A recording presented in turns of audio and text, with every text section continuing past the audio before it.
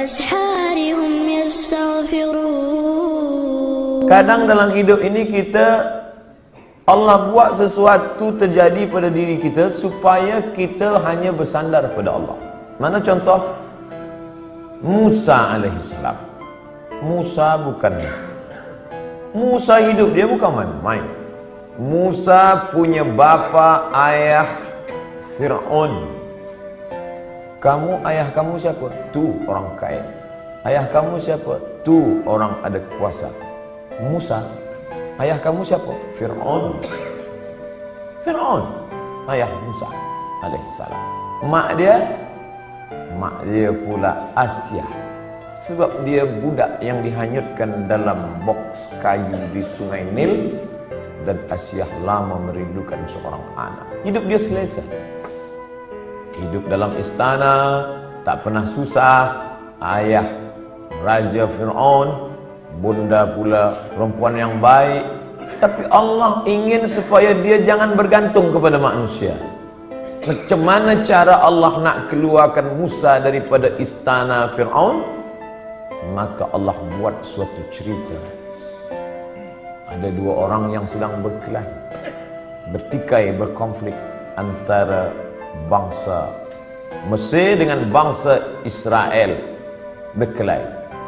Maka pada masa itu datang Musa nak melerai dia. Janganlah kamu berkelahi, janganlah kamu bertinju.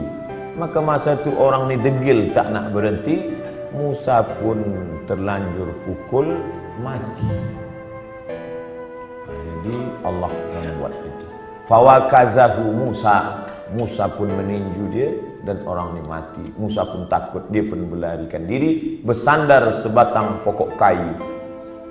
Masa Nabi Muhammad SAW Isra Mi'raj, Nabi tengok ada pokok kayu hijau kat bawah. Nabi tanya Jibril, ya, itu pokok kayu hijau apa? Disitulah dulu Musa bersandar, manakala dia tak ada tempat berpegang. Ayah hilang, mak tak ada, istana dah tinggal, manusia tak ada yang dikenal. Kadang dalam hidup ni begitu. Allah buat kita hilang pegangan supaya apa? Supaya kita hanya bergantung kepada tali Allah bihablillah. Makanya jangan suudzon kepada Allah. Puan mungkin sekarang bergantung pada suami, tak lama selepas tu mati laki. Kenapa laki aku yang mati? Kenapa tak laki dia?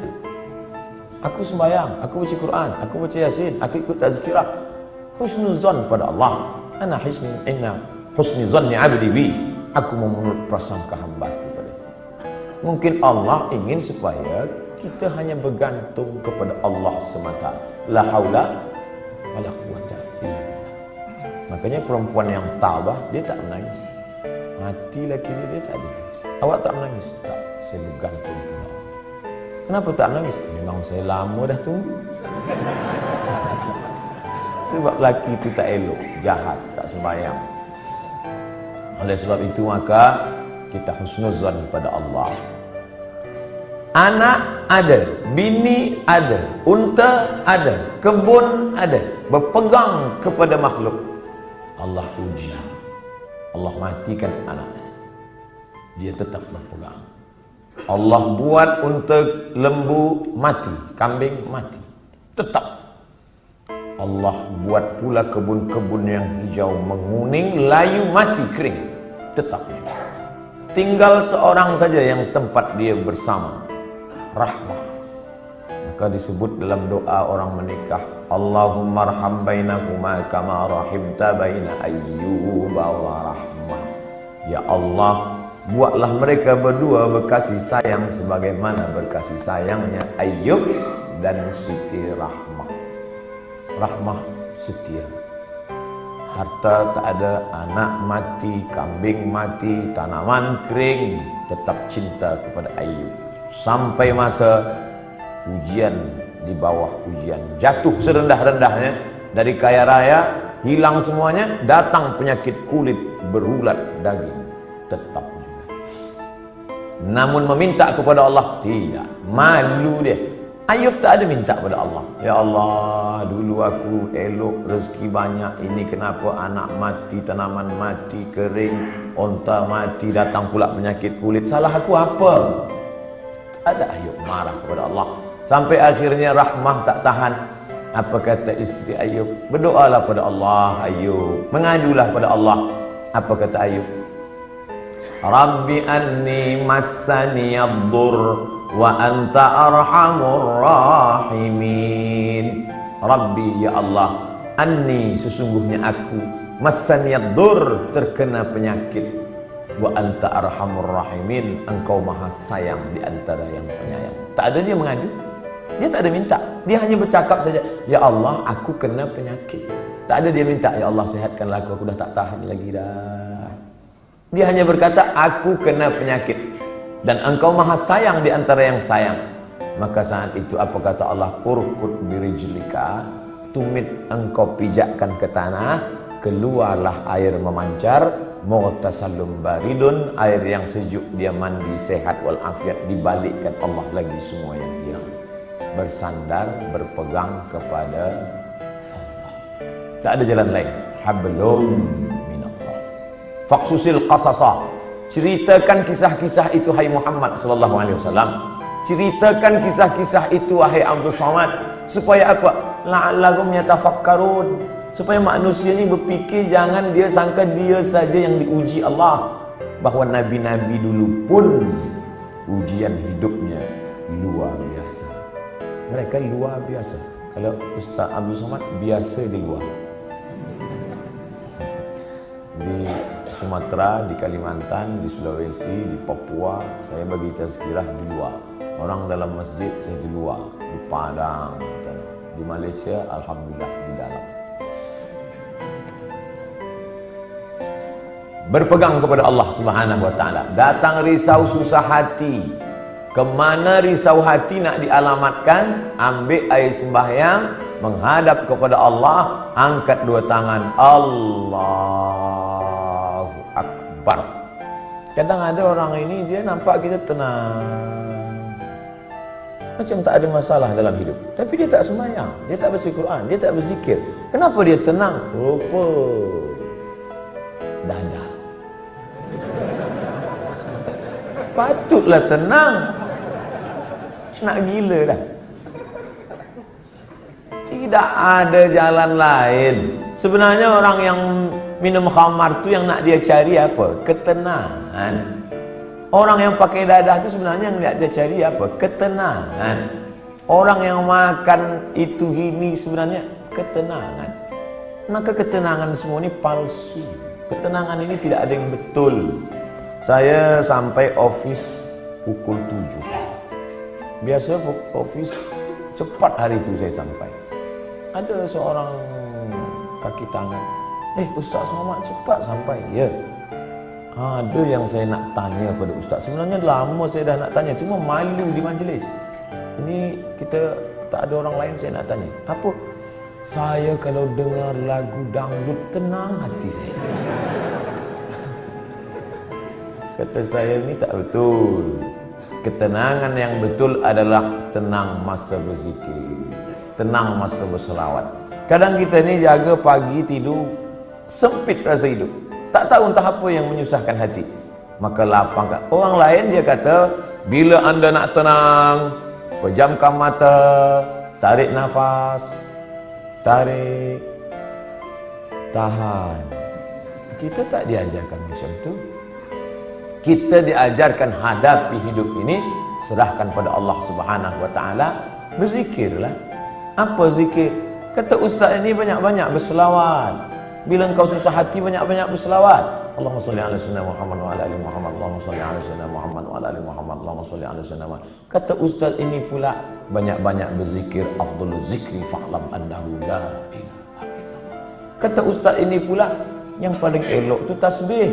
Subhanallah bihamdihi, subhanallahil azim, subhanallah. Jadi awak amalkan yang mana? Itulah ustaz. Sampai hari ini satu pun tadi saya tak amalkan. Habib ini cakap banyak selawat, ustaz ni cakap banyak zikir tahlil. Ustaz, pilihlah.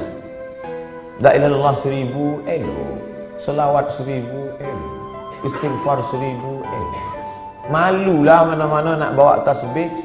Tak usah pergi tasbih, pergi tangan. Subhanallah. Allahumma salli alaihi wasallam. 3 kali pergi umrah, 3 bawa tasbih balik, 3-3-nya tergantung di kereta. Patutlah kereta tu yang tenang. Yang punya kereta risau.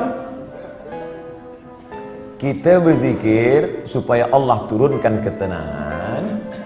Letak tenang tu di mana? Di hati. Yang punya hati ni siapa? Allah. Yang menurunkan ketenangan dalam hati siapa? Wallazi anzalas sakinata. Allah yang menurunkan ketenangan fi qulubil mu'minin, ke dalam hati orang yang beriman. Kadang hati itu macam kopi yang dikacau, kacau balau. Tapi kemudian manakala kita berzikir, terasa dia tenang. Pagi nak pergi ke office, Allahumma salli ala sayyidina Muhammad, Allahumma salli ala sayyidina Muhammad, Allahumma salli. Baca dapat dari rumah, makin jam makin banyak. Kalau kita marah, mengamuk, apakah jam itu berjalan? Tidak. Mengamuk macam apa ni? Bukan dia bergerak. Kalaulah kita mengamuk dia bergerak, tentu kita mengamuk, kejap mengamuk, kejap mengamuk. Dia tidak akan merubah apapun. Maka banyak-banyak berzikir, banyak-banyak berselawat. Apalagi kita duduk di kota besar, internasional. Nak berangkat pagi, jam, balik jam, di tempat kerja pula banyak masalah. Bila lagi kita nak dapat ketenangan? Maka tak ada jalan lain kecuali hablum minallah. Berzikir.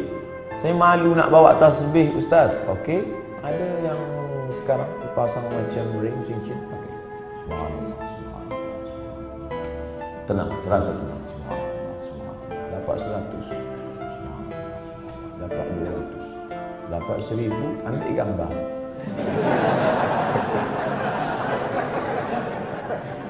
Langsung upload. Alhamdulillah dah 1000 pagi ni. Bukan itu. Kita ni beramal bukan nak tunjuk pada orang. Kita beramal untuk kita dengan Allah. Itulah yang disebut dengan hablum minallah. Merasa sunyi di tengah keramaian. Ini ramai, banyak orang, tapi kita merasa sunyi sebab kita berdua sahaja dengan Allah. Manakala kita sendiri, sunyi. Dalam kereta sunyi, tak ada orang, tapi kita pun merasa ramai.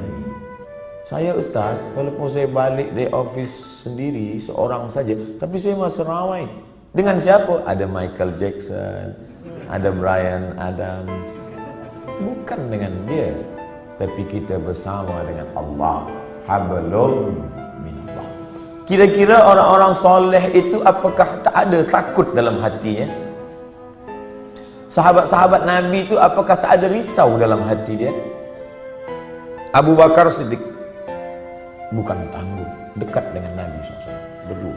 Orang pertama masuk Islam lelaki Abu Bakar, perempuan Khadijah, budak kecil Sayyidina Ali, hamba sahaya. Ini orang paling dekat dengan Nabi. Tapi manakala dia berada di Jabal Thur dan dia tengok kaki orang kafir Quraisy, sikit lagi nak tangkap kaki dah nampak. Dan orang kafir Quraisy maaf cakap, terkencing. Dia kepala dia tengok ke atas, maka tak nampak. Andai dia tengok ke bawah, dia nampak Abu Bakar. Waktu itu Abu Bakar datang. Apa kata Nabi SAW? La tahzan, innallaha ma'ana. La tahzan, jangan cemas, jangan takut, jangan sedih. La tahzan, don't be sad. Itulah yang jadi buku bestseller yang ditulis oleh Aid Al-Qarni dalam banyak bahasa, termasuk bahasa Melayu, bahasa Indonesia, ditulis asli original bahasa Arab. Jangan takut wahai Abu Bakar. Apa pelajaran yang dapat kita ambil daripada perjalanan Rasulullah SAW ini? bahwa orang selevel Abu Bakar pun yang dijamin masuk surga, tetap dalam hatinya ada rasa takut, ada rasa cemas, ada rasa sedih, ada susah hati. Jadi kalau ada orang, aku selepas banyak berzikir ni memang tak ada takut lah. Awak tak usahlah dusta. Abu Bakar pun takut, apa lagi awak abu-abu? Ustaz Somad ada rasa takut? Ada. Kenapa kita hilangkan itu dengan banyak berzikir? Mengusir, menghalau dia dari hati kita. Inilah yang disebut dengan hablum minallah. Innallaha ma'ana. Abu Bakar jangan takut. Idhuma fil ghari. Huma, mereka berdua. Idhuma fil ghari, ketika mereka berdua berada di dalam gua. Idh yaqulu li sahibihi, ketika ia berkata kepada sahabatnya, la tahzan, jangan takut, jangan khawatir, jangan cemas, jangan ngeri. Innallaha ma'ana, Allah bersama dengan kita. Itu juga yang terjadi pada Musa alaihissalam. Ketika Fir'aun mengejar dari belakang, di hadapan mereka laut merah. Maju ke hadapan, mati tenggelam laut merah. Balik ke belakang, akan ditangkap oleh Fir'aun beserta bala tenteranya. Kemana nak pergi? Apa kata orang Bani Israel? Inna lamudrakun. Musa, sekalinya kita memang mati Musa. Tengok dia ke belakang. Tengok belakang Musa. Itu Fir'aun dah nak tangkap kita. Di hadapan kita pula laut merah. Inna lamudrakun. Kita akan ditangkap. Apa kata Musa? Kalla. Tidak. Inna ma'iya Rabbi, bersamaku ada Allah. Beza jawaban Musa dengan Muhammad SAW. Coba kita tengok bunyi. Kalau Muhammad SAW, innallaha ma'ana, Allah bersama kita. Kita ramai. Kalau Musa ada, inna ma'iya Rabbi, bersamaku, aku saja, kamu tidak. Kenapa beza cakap Musa dengan cakap Muhammad SAW? Kerana sahabat Musa berbeza dengan sahabat Muhammad. Sahabat Muhammad ketakutan. Orang yang ketakutan, kita bagi dia semangat. Jangan takut, Allah bersama kita. Sedangkan sahabat Musa, mereka menakut-nakutkan saja. Musa, nampaknya tertangkaplah kita ni. Kira-kira sahabat Tuhan selama ni sahabat Musa ke sahabat Muhammad? Bila kawan kita itu ketakutan, pakai jawaban Muhammad SAW. Aku ni takut Ustaz. Macam mana nanti bila aku ditangkap, dibunuh? Kal la tahzan, jangan takut. Innallaha ma'ana, Allah bersama kita. Tapi bila ada yang takut-takutkan saya, Ustaz, nanti Ustaz akan ditangkap, Ustaz akan dibunuh, Ustaz akan diculik, bukan lagi. Kalla, sekali-kali tidak. Inna ma'iya Rabbi sayahdin, bersamaku ada Allah, bersama kamu tidak ada. Kadang-kadang kawan kita ni macam-macam. Ada kawan Muhammad, ada kawan Musa, ada kawan Fir'aun.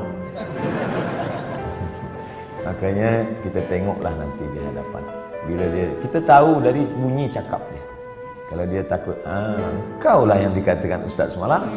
Jangan lupa subscribe, like,